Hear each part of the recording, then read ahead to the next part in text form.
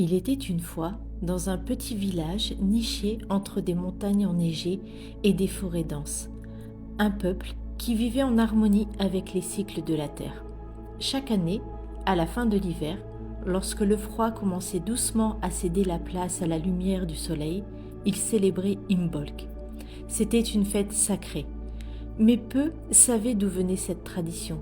Seul un vieux monsieur, Eogan, connaissait l'histoire derrière cette célébration. Eogan vivait seul dans une chaumière de pierre, à la lisière de la forêt. Il était le dernier des druides du village, un gardien des anciennes connaissances.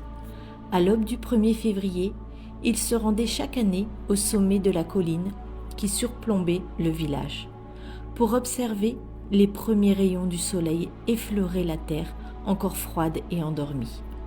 Ce moment-là, il l'appelait la lueur de l'aube. Une année, cependant, un groupe d'enfants curieux décida de le suivre. Ils voulaient savoir pourquoi Eogan se levait avant l'aube, alors que tout le village dormait, encore sous une couverture de givre. Après avoir grimpé silencieusement la colline, ils trouvèrent le vieux druide, assis dans la neige, un sourire serein sur son visage. « Pourquoi sommes-nous ici, grand-père Eogan ?» demanda Lyra, la plus jeune du groupe, les yeux grands ouverts de curiosité. Le vieux druide posa son regard bienveillant sur elle et les autres enfants. « Parce qu'aujourd'hui, nous célébrons la lueur de l'aube, le moment où la lumière commence à revenir dans nos vies, chassant les ténèbres et apportant l'espoir d'un nouveau printemps. C'est ce qu'on appelle Imbolc, la fête de Brigid. » Les enfants s'assirent autour de lui, leurs yeux rivés sur les premières lueurs du jour qui perçaient l'horizon. Eogan prit une grande inspiration avant de commencer son récit. Il y a bien longtemps, dans un royaume d'ombre et de froid, vivait une déesse appelée Brigid. Elle était la déesse du feu sacré, du renouveau et de la lumière. Mais avant d'être la lumière, Brigid avait vécu un long hiver dans l'obscurité.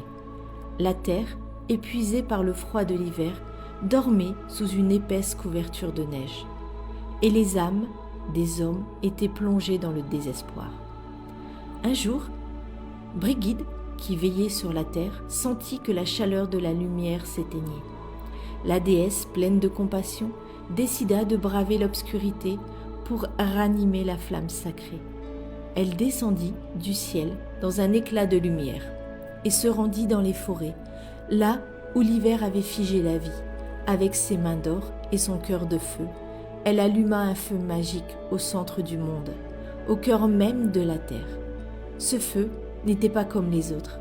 Elle avait le pouvoir de réchauffer les cœurs, de briser la glace et d'apporter la promesse d'un renouveau.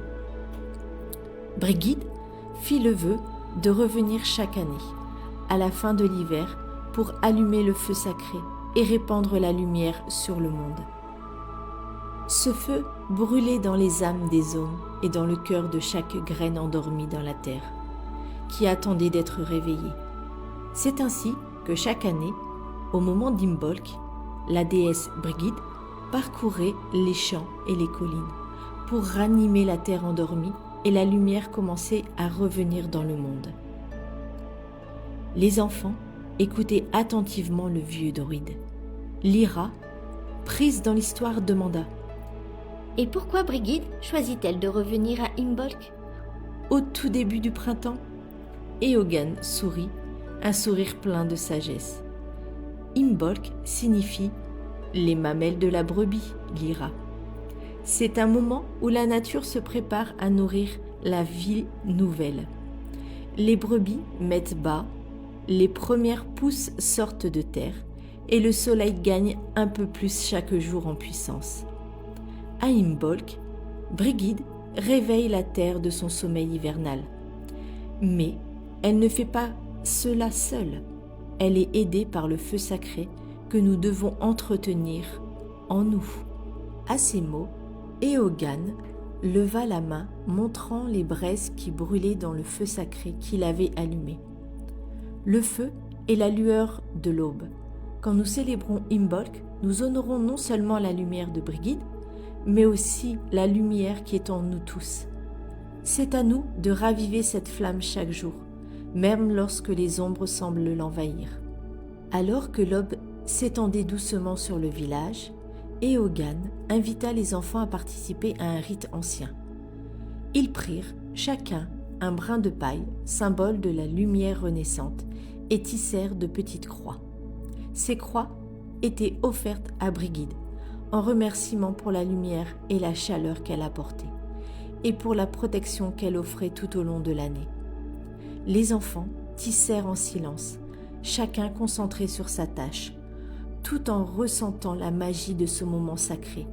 Quand ils eurent terminé, Eogan leva les bras vers le ciel et dit « Brigid, déesse de la lumière et du renouveau, nous t'offrons ces croix de paille, que la chaleur de ton feu illumine nos cœurs et que ta lumière nous guide dans les jours à venir. » Les croix furent ensuite placées au-dessus des portes des maisons pour protéger les habitants du village, et les enfants s'assirent autour du feu, leur cœur léger, rempli de la promesse d'un nouveau commencement.